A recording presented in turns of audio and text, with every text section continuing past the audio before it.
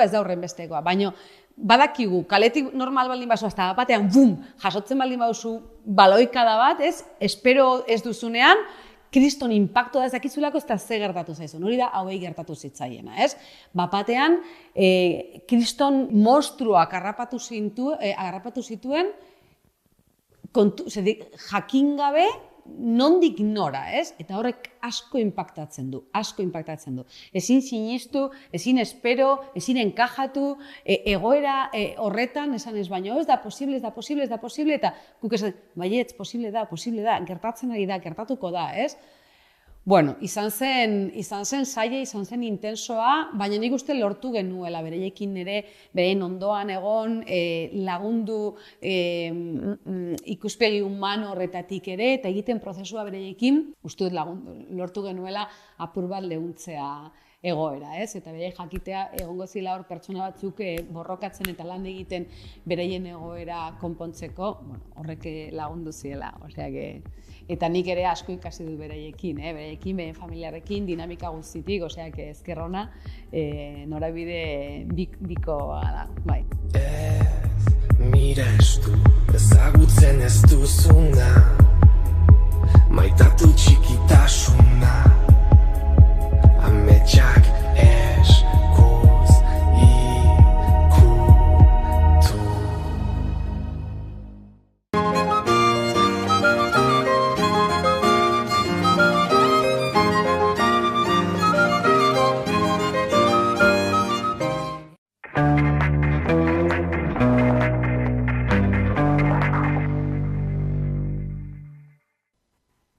Bizkaiko Foru Aldundia, Bizkaia denontzat. Bidesarei dagokionez, BI 711 errepidean, Lutxana Altzaga tartean, Elorrietako biribilgunetik BI 755 errepiderako bidegurutzera arteko errepide mozketek, azauraren 15 gauer arte jarraituko dute. 8an Galdakaon ere itxita jarraituko du Txorierritik sartzeko adarrak, Bilbao Santanderrerako noranzkoan gaur gauean eta bihar asteazkenean hilak 13. Afekzio horiek guztiak gaueko 10:00-tatik goizeko 6 arte izango dira gainera. BI 22 errepidean mendetan erreiak itxiko dituzte gaurtik datorren urteko martxora arte. Informazio gehiagorako sartu bizkaia.eus atarian. Bizkaiko Foru Aldundia, Bizkaia denontzat.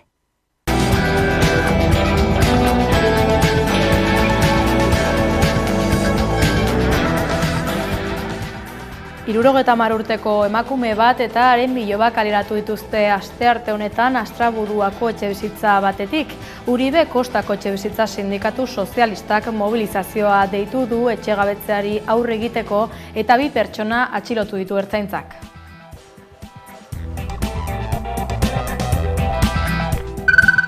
Guggenheim Bilbao museoaren patronatuak Miren Arzaius historialari eta komisario ezaguna izendatu du gaur museoaren zuzendari nagusi Juan Ignacio Bidarteren ordez, azken hilabeteotan osatu den hautaketa prozesua burutu ostean, apirilaren 1-tik aurrera hartuko du kargua.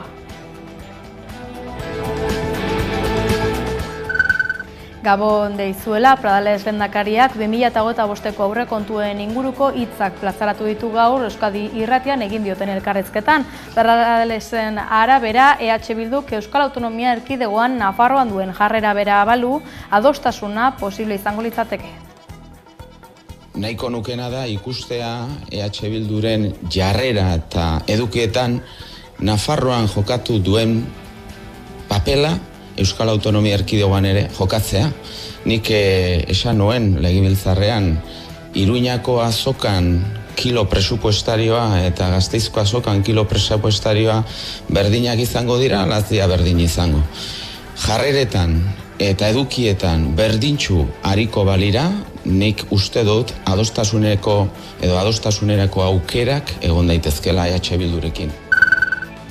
EH Bilduk aldiz egiturazko aldaketak eskatu ditu Eusko Jaurlaritzako aurrekontuetan. Koalizio abertzaleak etxebizitza, zaintza eta soldatak aldatzearen alde egin du eta aldaketok 350 milioi euroko balioa izango dutela adierazi. Eusko Jaurlaritzak EH Bildurekin amaitu du oposizioko taldeekin aurrekontuen inguruko akordioa lortzeko bilera sorta, baina EAJaren eta PSren gobernuak gehiengo nahikoa du kontuak bere kabuzon hartzeko.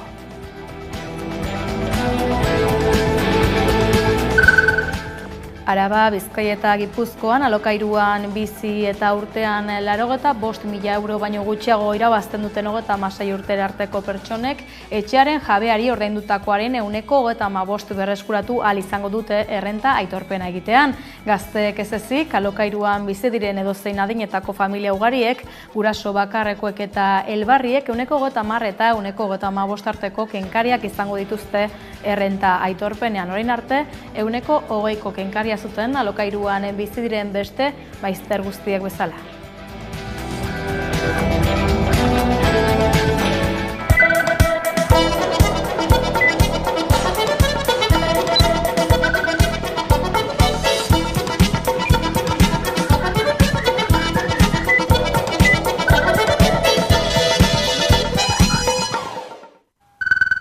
Ongi etorri guztioi, Imanol Pradales Eusko Jaurlaritzako lehendakariak irrati publikoan elkarrizketa eman du goizean, hainbat gaien artean aurrekontuak izan ditu hizpide.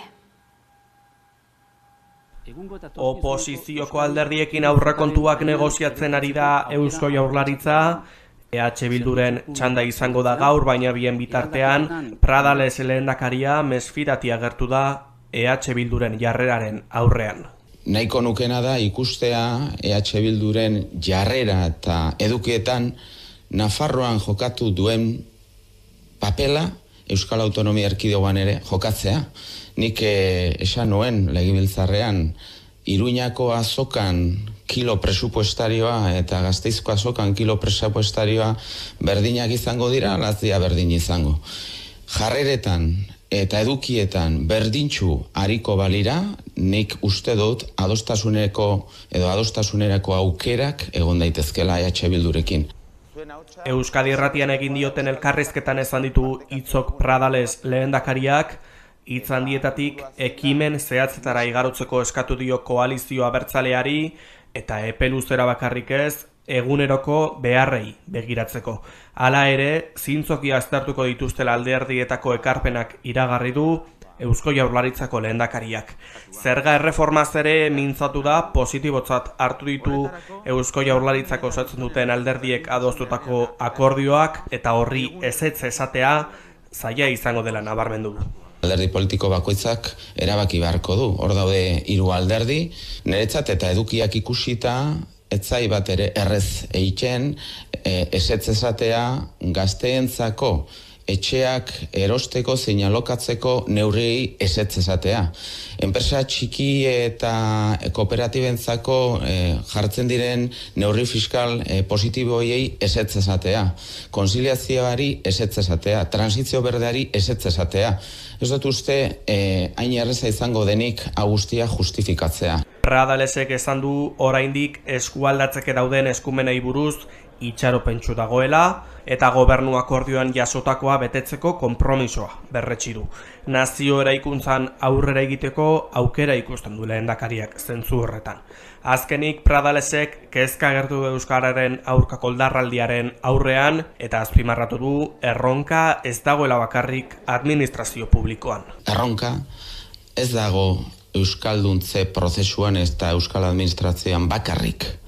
Niretzat erronka, euskararen erronka, dago eskoletako patioetan gure umeek eta gazteek, nahiz eta euskaraz ikasi erderaz aritu eta aritzen badira, lan munduan, enpresen munduan, komunikabideai begira edota aisialdian.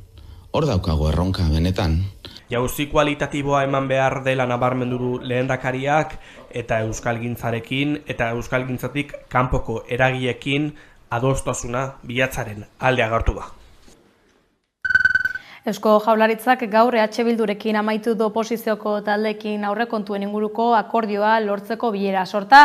Noel Dianjou Ogasun eta Finantza sailburuarekin ordubeteko bilera egin ostean, Nerea Kortajarena EH Bilduk legebiltzarrean duen bozeramaileak azaldu duenez, Eusko Jaurlaritzari dokumentu bat eman dio bere proposamena errealista eta zehatza dela esanez. 2025erako aurrekontuetan egiturazko aldaketak eskatu dizkio EH Bilduk Eusko Jaurlaritzari, batez ere etxebizitzaren, zaintzaren eta soldaten arlotan. Bueno, izan dugu, azkenean aurrekontuen inguruko lehen bilera, eta guk bilera horretan trasladatu diogu Jaurlaritzari Euskal Herria Bilduren aurrekontu hauetarako bigarren proposamena, ez? Bueno, da proposamen bat realista eta proposamen bat zehatza. Esango nuke dela, politika neoliberalen porrota bezain realista den proposamen bat, eta politika horiek herritarrek bizitzan dituzten ondorioak bezain zehatza den proposamen bada. Guk ondorioz trasladatu dieguna, dokumento bat trasladatu diogu Jaurlaritzari, eta dokumentu horretan planteatzen dioguna da, etxe bizitza arloan, zaintzaren arloan eta soldaten arloan, politika publikoak zuzentzeko, hoietan aldaketa estrukturalak bultzatzeko planteamendu bat egin diogu. Iruditzen zaitugulako hauek direla politika neoliberal horiek gehien egindako sektoreak, eta baita ere planteamendu bat ulertzen dugulako momentu honetan ezinbesteko dugula, beharrezkoa dugula erreforma fiskal sakon bat egin ahal izatea.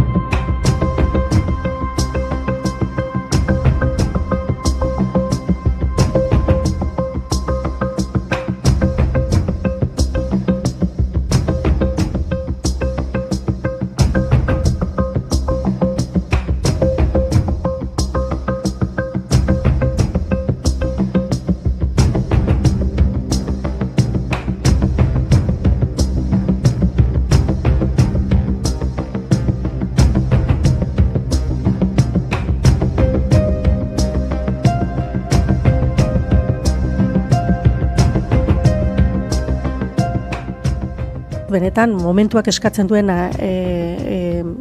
planteamendu horiek egitera, aurrerako horiek egitera, eta hori Euskal Herria Bildurekin egiten da. Euskal Herria Bildurekin adostasunetara iristeko, adostasun horiek landu egin behar dira, eta gure begiradak ere presente gure.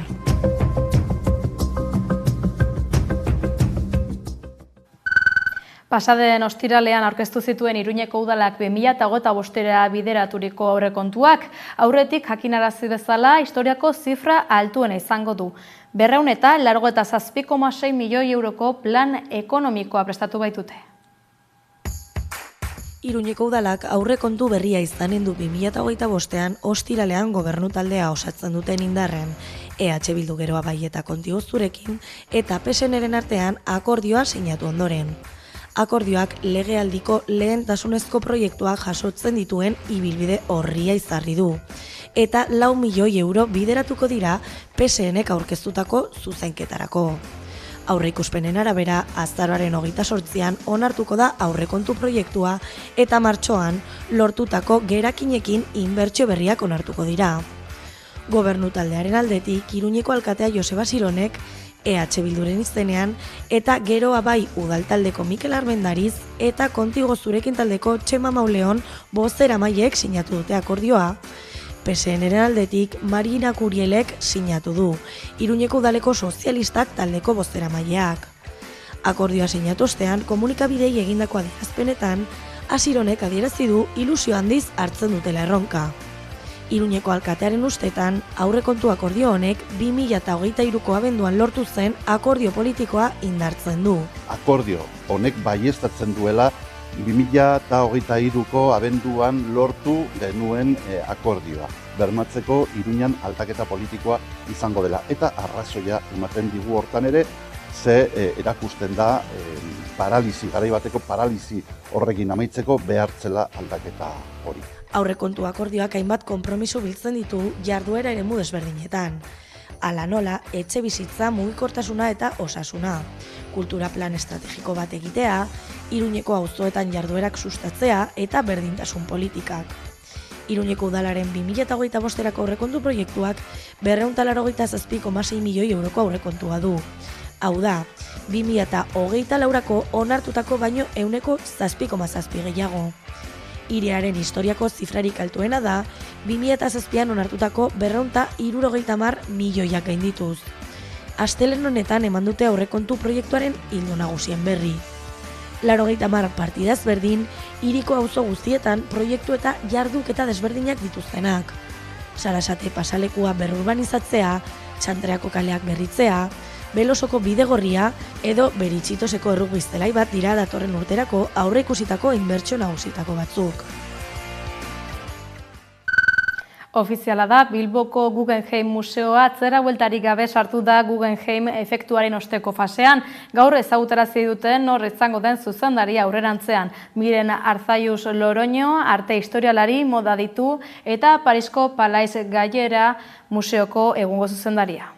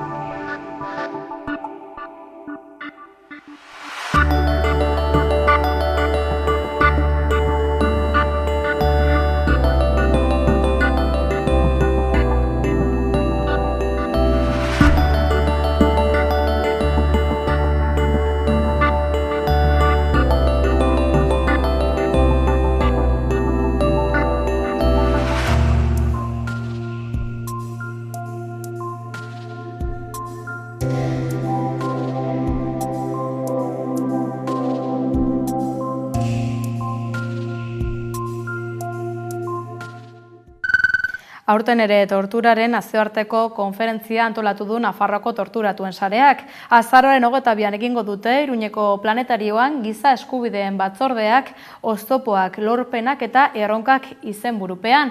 Horren berri emateko agerraldia egin dute gaur eta bertan azaldu dute euren datuen arabera gaur-gaurkoz Nafarroako gobernuak motivazio politikoko 32 biktima aitortu dituela, horietariko 15 torturatuak. Euren datuen arabera 126 kasu aurkeztu dira orain arte. Batzordeok biktimen testigantzei lehentasuna ematen dietenez, arreta berezia eskintzen dietenez, haien errekonozimendua ziurtatzen du, eta kasu gehienetan hori gertatzen da, ukazio eta estigmatizazio aldi luzen ondoren. Zoritzarrez, hori da ere Nafarroan torturatutako 1.000 pertsonen kasua. Berandu eta poliki bada ere, errealitate hori aldatzen ari da, eta horregatik iruditu izan zaigu halako batzordeen lorpen, oztopo eta erronkei buruz hausnartzea zala Nafarroako gizarteari egin geniezaieken ekarpenik handiena, ez? Izan ere, ez da guk bakarrik ez dugula lortu merezidako errekonozimendua edo erreparazioa. Da urrengo belaunaldiei ere zor diegula gertatutakoa argitzea. Batez ere, hori delako bide bakarra guri gertatutakoa inoiz eta inori berriz ez gertatzeko. Sortuk manifestazio baterako deialdia plazaratu du datorren azaroaren 20irako. Santi Brouarde eta Josu Muguruzaren hilketen 40. eta 55. urteurrenean gauzatuko da. Gora Santi! Gora Josu!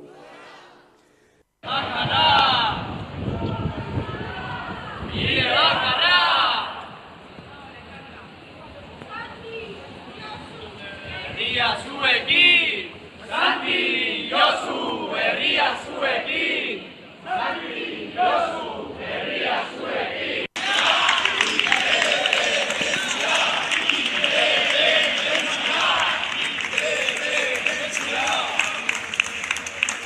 Santi Josu! Herria zuekin!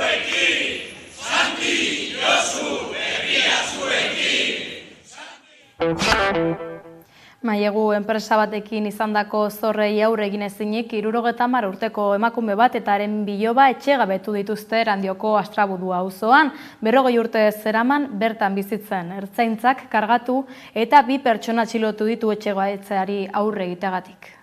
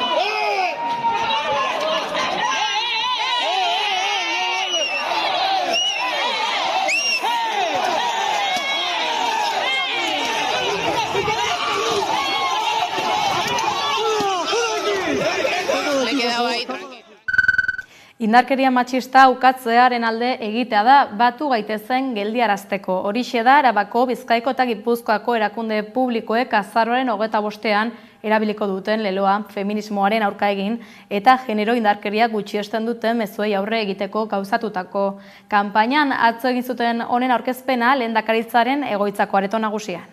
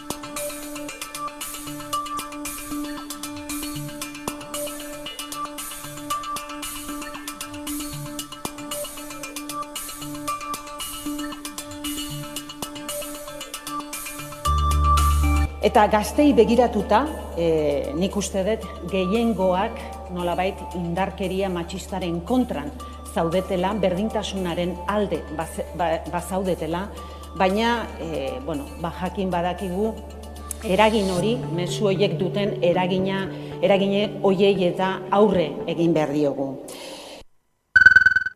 Nafarroan Hezkuntza Publikoko sindikatuen ordezkariak eta Hezkuntza Departamentua beste behin ere elkartu ziren atzo. Bilera hartan, Carlos Jimeno kontseilariak proposamen berri bat helarazi zien sindikatuei. Bertan, ikasle erratioak jaisteko aukera plazaratu zien, besteak beste. Elako harre baten bidez jakinarazi zuenez, urriegitzat jotzen du proposamen hau eta Hezkuntza Departamentuak gauzatutako negoziazioa faltsua eta lotsagarria dela ere adierazi zuen. Ostiralean hasi zen Euskal Herriko Unibertsitateko errektoretzarako hauteskunde kanpaina eta giroa gaiztotuta dago. Atzo Guillermo Kindosek Eba Ferreira errektore eta hautagaiaren taldeko kideak dimisioa aurkeztu zuen. Kindos zientzia eta gizarte garapenaren eta transferentziaren arloko errektore ordea zen eta Jose Ramon Bengoetxea errektore hautagaiak salatu zuenaren arabera, bera litzateke ixasare sozialean troll kontu bat sortu zuen Ferreiraren taldeko kidea Bengoetxearen hautagaitzaren parte ziren pertsonak iraintzeko eta difamatzeko erabili zuena.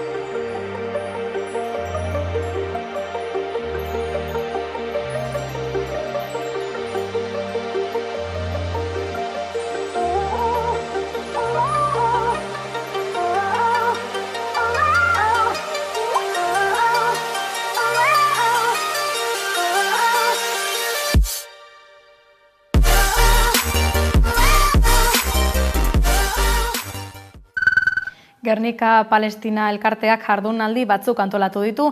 Bertan, Palestinaren aldeko borroka juridikoa aztertuko dute adituen ezagutzaz baliatuz. Ekimena Bilbon gauzatuko da larunbat honetan eta Iruñean datorren astelehenean. Liebe Palästina, oh großer Zionismen. Liebe, liebe, liebe Palästina. Liebe, liebe, liebe Palästina. Liebe Palästina, oh großer Zionismen.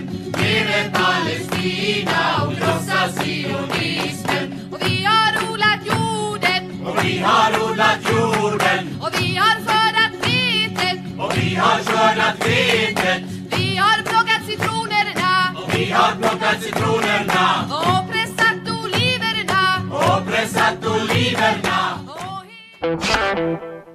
Ekonomia arloan, Araba, Bizkaia eta Gipuzkoan gauzatuko diren erreforma fiskalen eraketa aurrera doa. Lurralde bakoitzeko aldundietako ogasun sailek hainbat neurri berri jarri nahi dituzte martxan. Hala nola, gaztei ordaintzen dieten alokairuaren 35% itzultzea edota etxebizitza baten erosketari dagokion kenkaria urtean 85.000 eurotik behera irabazten duten soilik aplikatzea.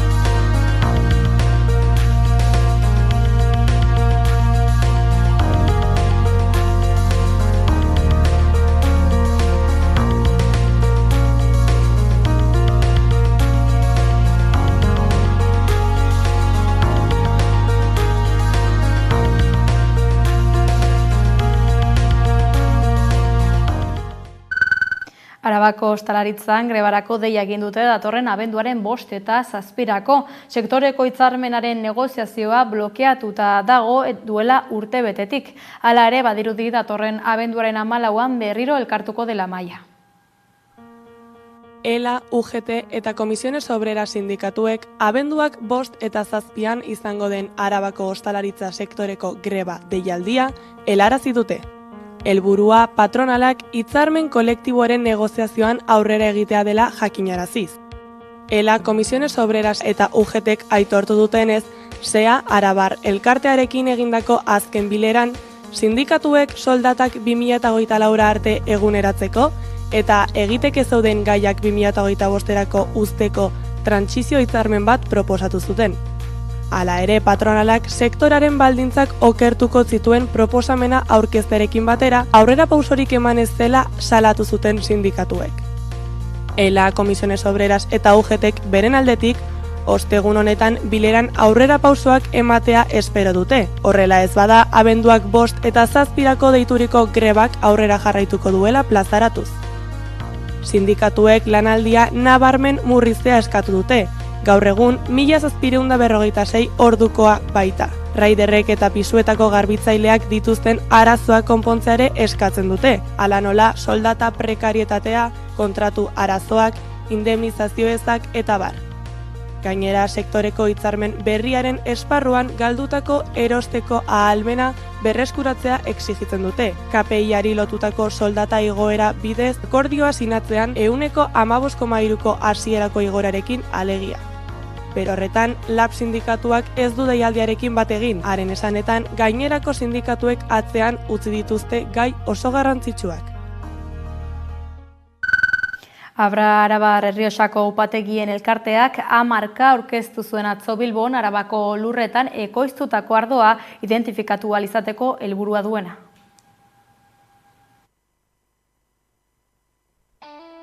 Arabako Errioxako upategi elkarteak 10 aurkeztu du Bilbon.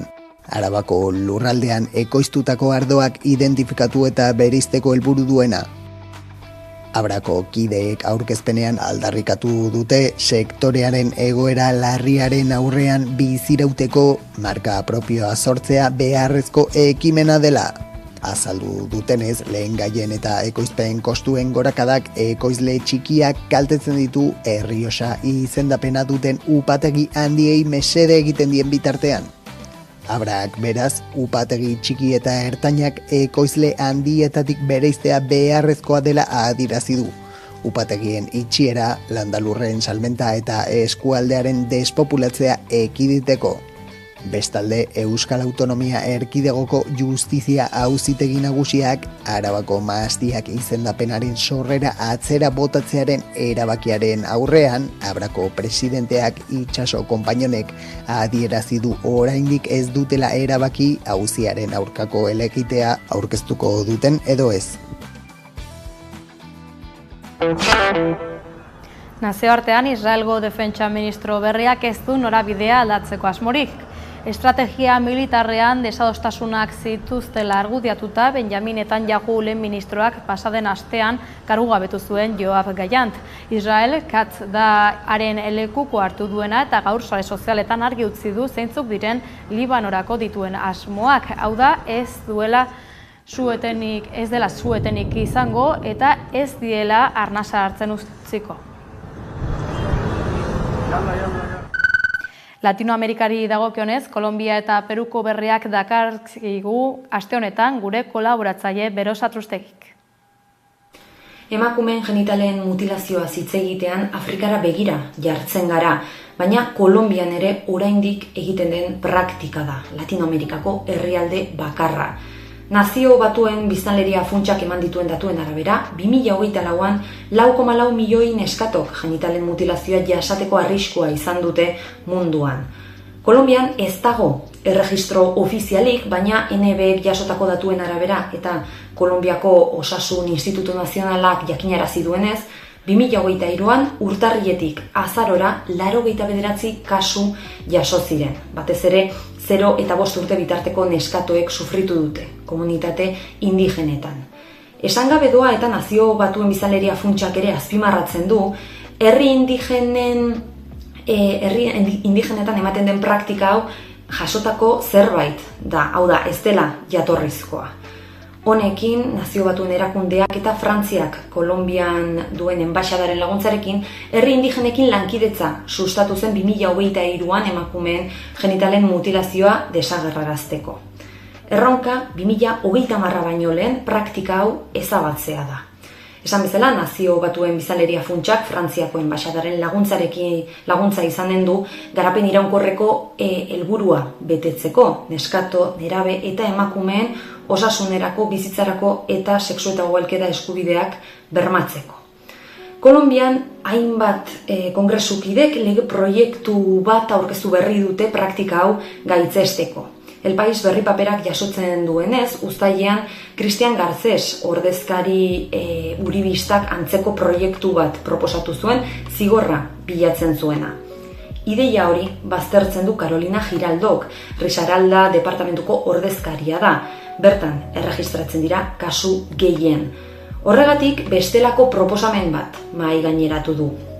Bere ustetan, zigorra ez da bidea. Politika publikoak eraiki behar dira, indigenek uler dezaten praktika honek suposatzen duen kaltea.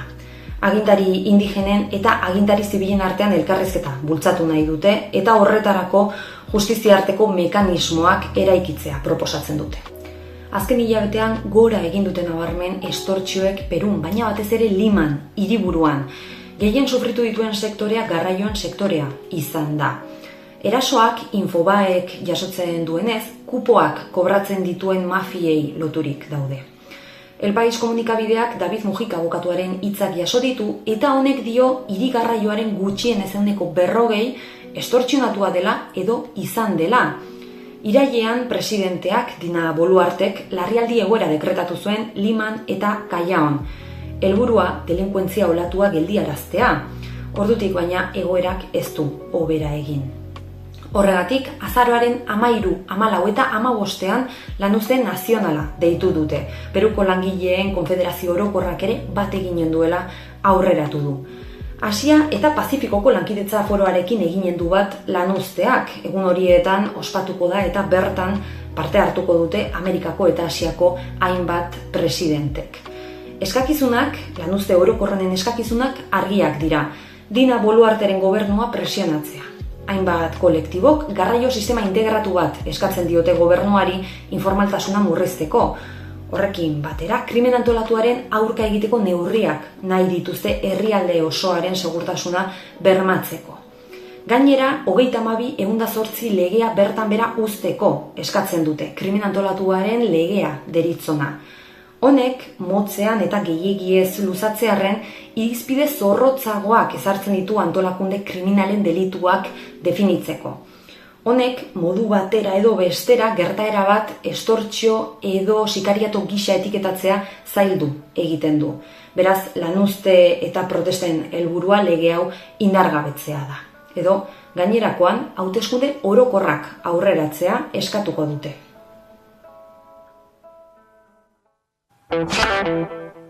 Asteburu honetan ospatu da Bilbon Jokoteknia jardunaldien aurtengo edizioa. Azkue Fundazioak antolaturiko ekitaldia pasaden larunbatean ospatu zen Euskararen Etxean. Bertan izan zen Xabi Alo. Gamerauntziak, Azkue Fundazioak eta Bizkaiko Foru Aldundiak Jokotekniaren 7. edizioa antolatu dute Euskararen Etxe honetan, hainbat hitzaldi egon dira, baita gamer gela ere.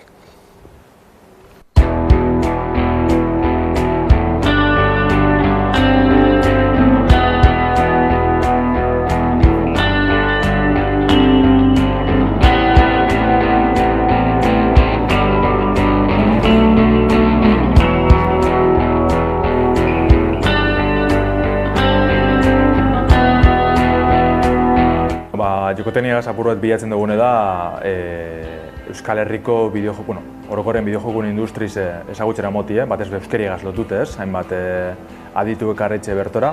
Aurten Euskal Herrire begire jarri gara barrero, ez da lehenengo biderra, baina aukitu guzen lau izlarizek bertokoak izan dire.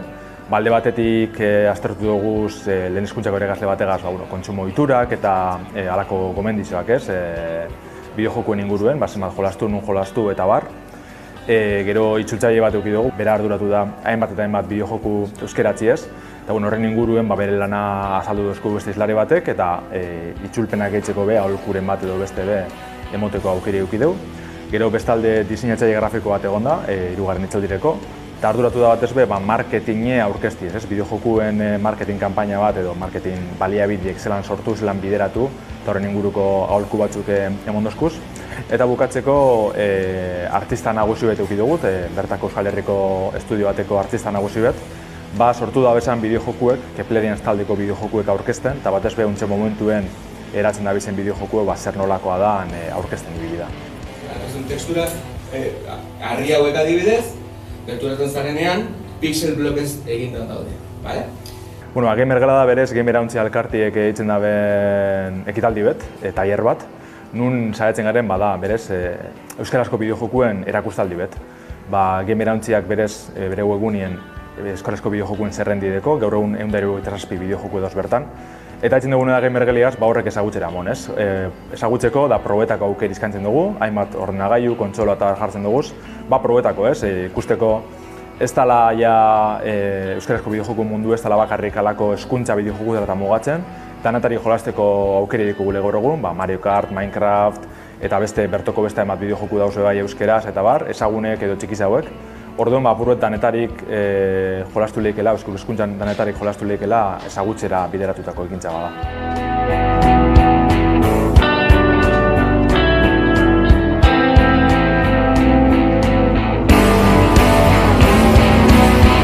Berez da, Euskararen Etxean deitzen dugun lehenengo biderra da, oin urte pare bat bai engendun, Arrobia ikastolan engendu nien Jokoteknia, bertan gamergelatxu bet eitzeko aukeri ikusten duen. Bertan eitzen dugun lehenengo aldize da, eta ia jente animetan da bertara otortzen da baina orokorrien nahiko txoko politxizetan da horretarako, ez? Ezagutzeko, aipatu dutena, gure hizkuntzan jolasteko aukeri bedeko gula.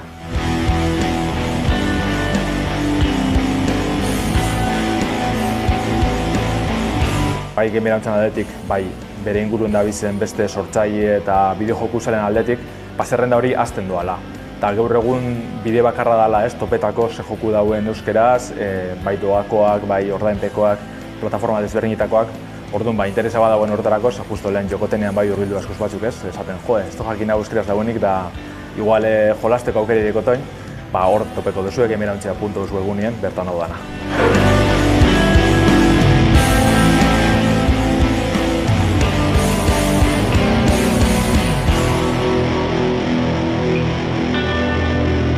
Azteko, jokoteknierako badeko guz pentsa eta beste ekintza batzuk bideratzerik ditugun, adibidez garatzaileen asokatzu bet edo oinale izetie berton ezagutxera moteko Euskal Herrizen indizen bideojokuek. Horren horretarako babes hori jasotzen dugun da aurrela etxeko aukeri dugun. Heldu gara amaierara, badakizu euskarazko informazio gehiagorako sartu11.eus atarian edo kuskusiatu gure sare sozialak. Amets Ieslariak laburmetraiaren zuzendariari eginiko elkarrizketa dator orain. Bihar arte eta ongi izan. 20 film laburrek hartuko dute parte aurtengo Lekeitioko Euskal Zinebileran. Horietako bada Amets Hegalariak laburmetraia aurkezteko gurean ditugu Arrate Fernandez laburmetraiaren zuzendaria eta Lur Usabiaga musikaria. Ongetorri bikote. Eskerrik asko. Bueno, 5. laburmetraia duzu hau Arrate, pozik zaude emaitzarekin? Oso pozik nago, ekipo inoiz eukidudan oberenetakoa, talentu aldetik, artistiko aldetik, baita ere esan dezagun zinemagintzan departamentu guztiekin lan egin dut. Eta gaur ohore bat izango da gurekin astea, Lekeitioko Euskal Zinebilera eguna honetan, gure laburmetraia erakusteko publikoari. Gaur bertan izango zuen gainera erakusteko aukera, ezta? Hori da, justu gaur hautatu dituzten laburmetrai guztien parte edo zatitxo bat ikusiko da, eta horregatik hemen nago Lurrekin, ekipoko gehiago ere etorriko dira. Hemen ez daude, baina egia da energia hori sentitzen dugula momentu honetan, eta gero bilduko gara beste batzuk Lekeition bai. Talde handi batek sortu zuen laburmetraia, baina hasieratik hasita, konta iguzu nondu jatorria laburmetrai honek? Jatorria du, orain dela gidoia idatzi nuen, orain dela pandemiako garaian edo idatzi nuen. Ze ni orduan pelikula egin nuen eta dokumentalaren inguruan bakarrik egin ziteken da ni fikziotik nator. Ni beti egin dut musika, egin dut antzerki, egin dut antza, egin dut pixko bat artearen disiplina maite ditut.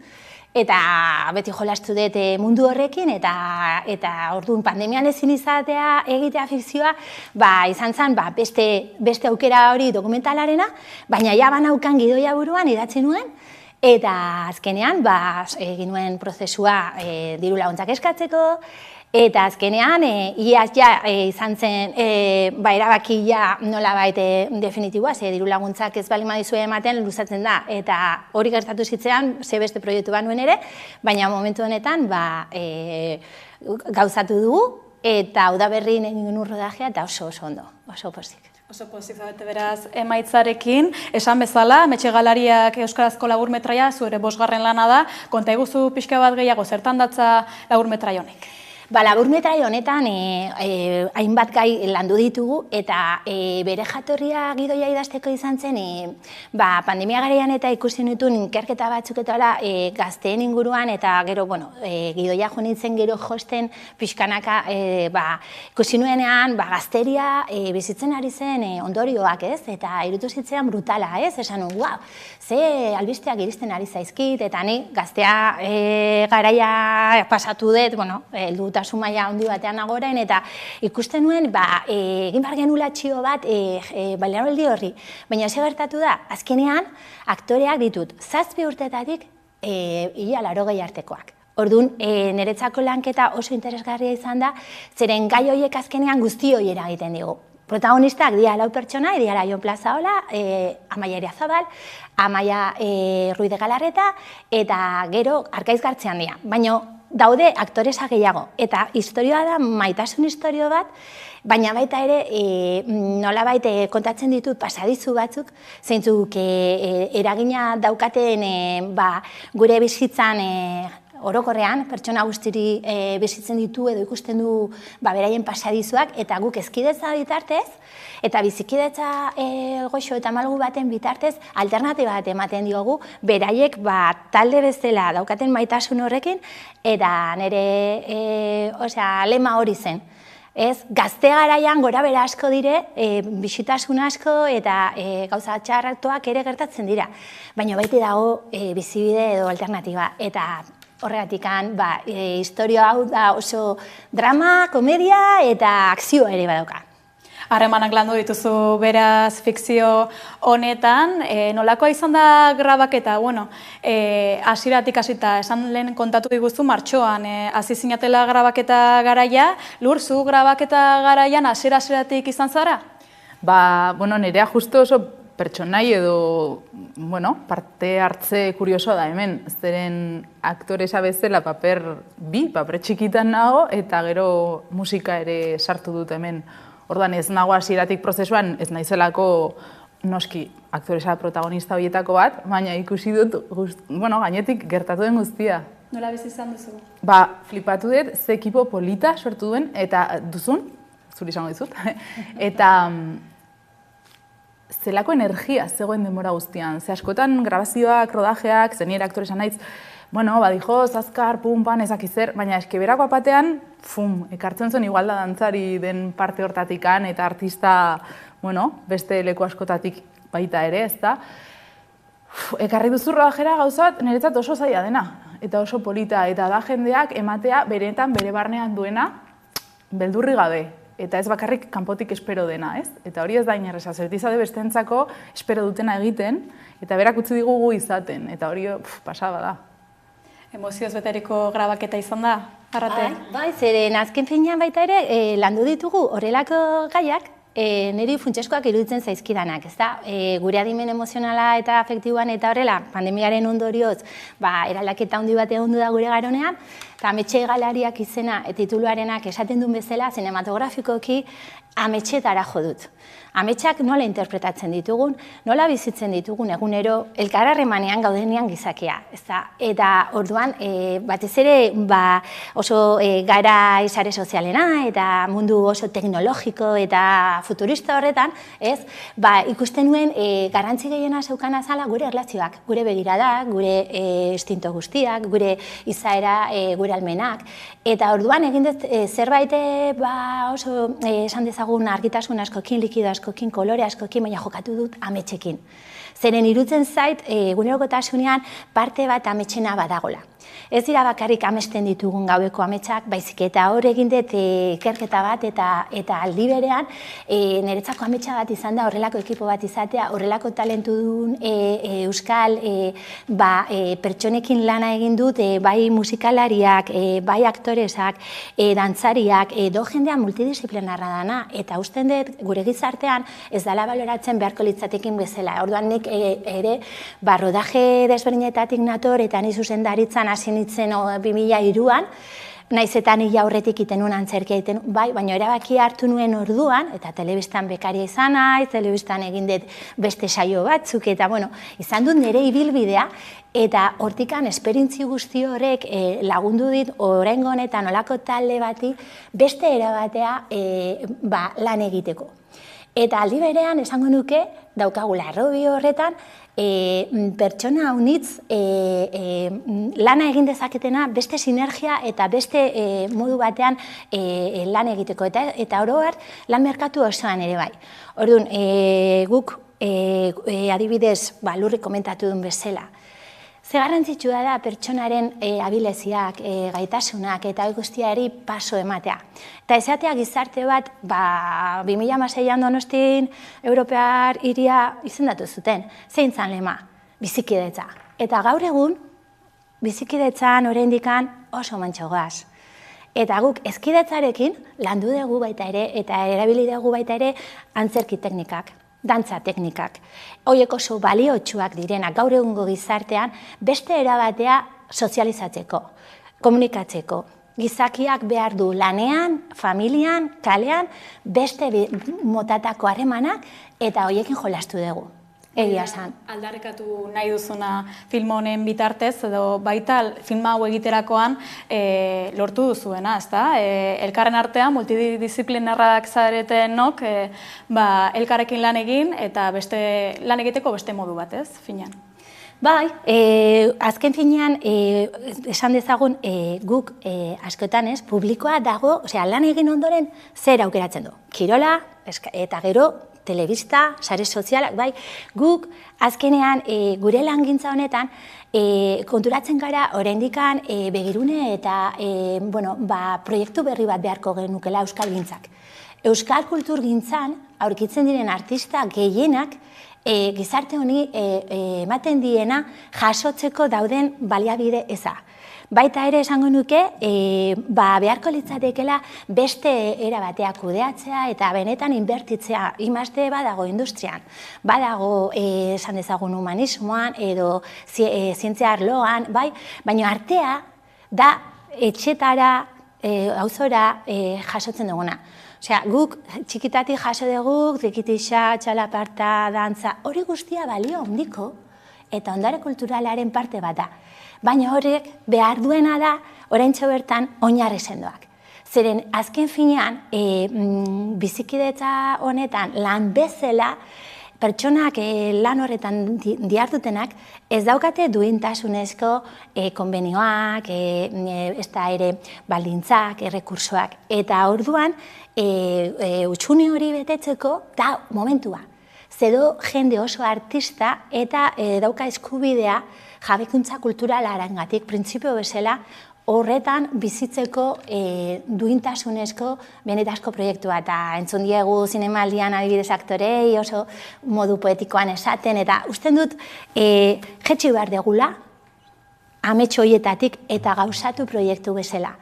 Eta da, altxorra handi bat, Euskaldunok daukaguna, Euskal Kulturgintzatik datozelako eta gu gea jaso deun guztiagatik, behar dugu benetazko erakunde bat, sartu behar duguna hor, badagoen kultur arlo guztien esan dezagun ispilu hori.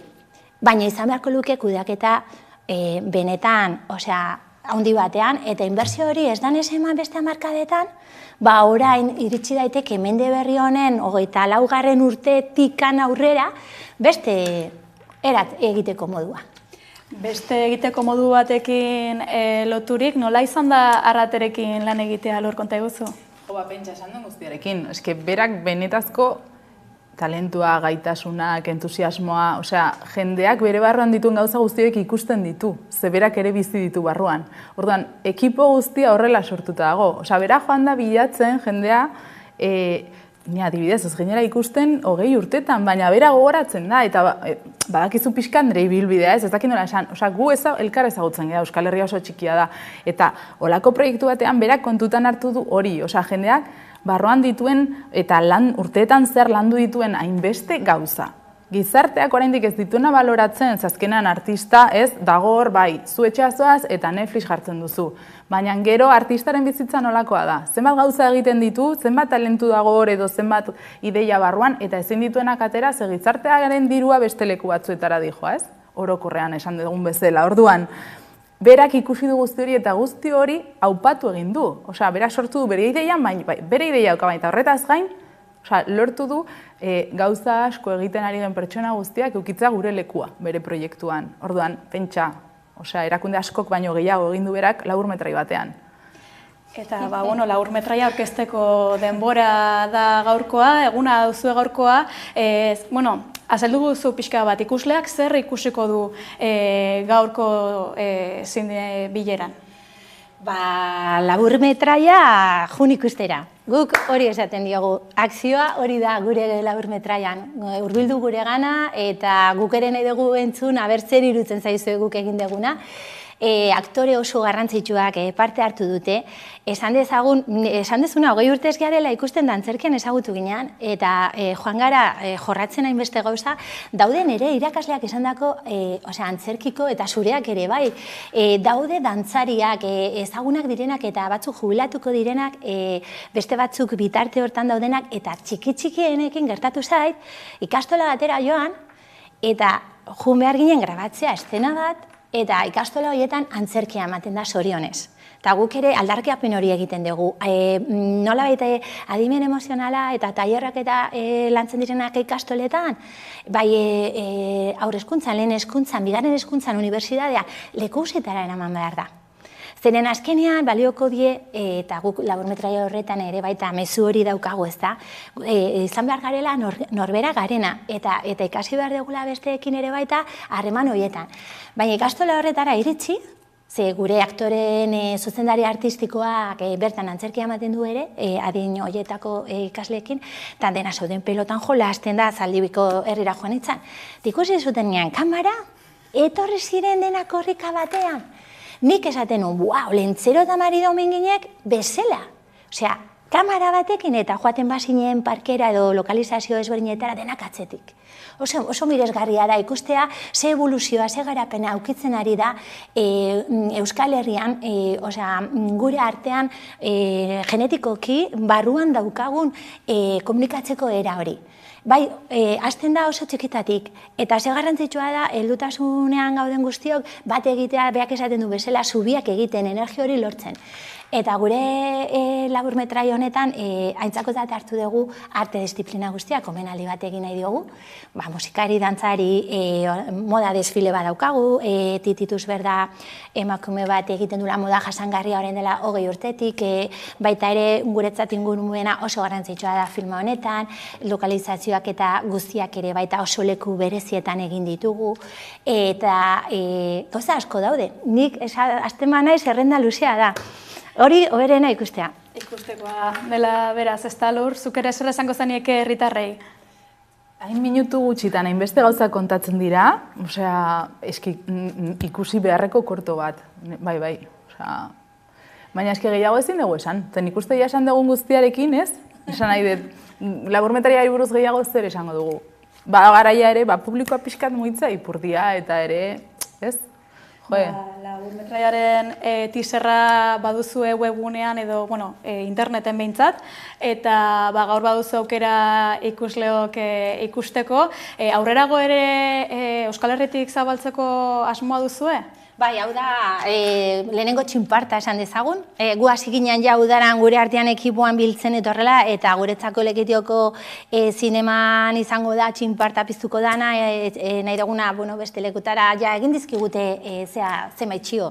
Hainbat lekutan, aktorekin jutean nahi dute batzutan, beste batzutan musika taldeekin ere baita, ze Perlak musika taldea ere baita dago, banda sonora Olimpia taldearen ere baita, nik goraipatuko nuke eta kontutan hartuko nuke, eta eskerrak emango nituzke zenbat jende parte hartu duen, aipatu bezala oso sail ezberdinetakoak, baina nik usten dut gehiago egin dezakegula eta zeren eta konturatzen bazarete konsumoa igo eginda, baina ez da berdin baloratzen esan dugun lana, eta orduan horrek esan nahi duna da behar degula orekatu eta behar ditugula benetazko talde gehiago ekipoak egiteko konsolidazio handi bat guztion onerako dalako eta talentua ez galtzeko.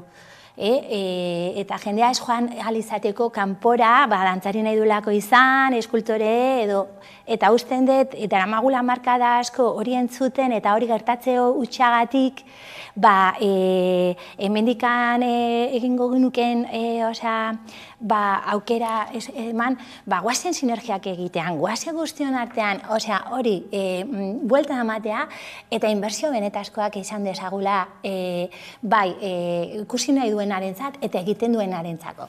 Euskarazko kulturgintzaren aldarrikapena jasota eta baita Mehetxe Galariak laburmetraia aurkeztuta, trailerrera egingo dugu salto, mila esker bikote. Eskerrik asko.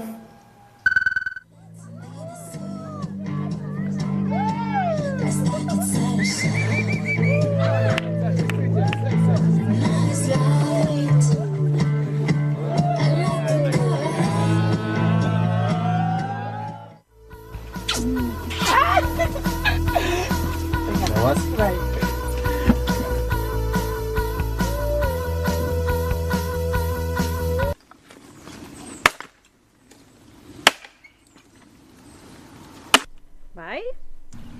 Aita nahi, kaixo mai naiz.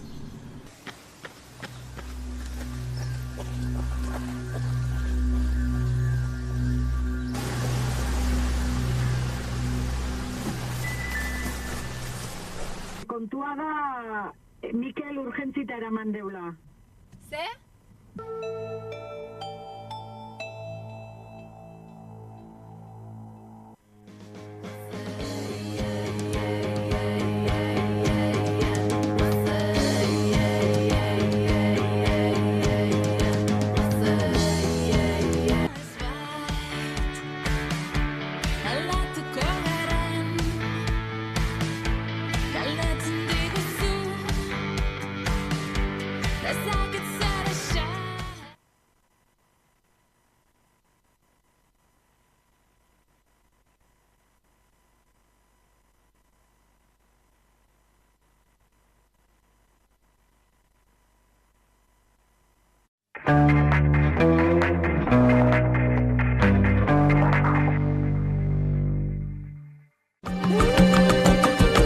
Hilerokoa pausatu izan bali madugu, deskantxito pixka, eta gero ziurrenikan aurre ovulazioaren fasean egongo gara energikak. Eta hori izaten da arriskua, eta guk askotan entzun dugu hau bai naiz ni. Eta hor, claro, sistemak horrela nahi gaitu. Guk egin dugun irakurketa urte guzti hauetan da, sistemari gehien gustatzen zizkioan gure faseak direla aurre ovulazioa, godalako energia, eta pixkat eredu hegemonikoaren gertutikan, daukagu puntx eta bar, eta klaro, ovulazioaren fasea, ze hor izaten algara ama.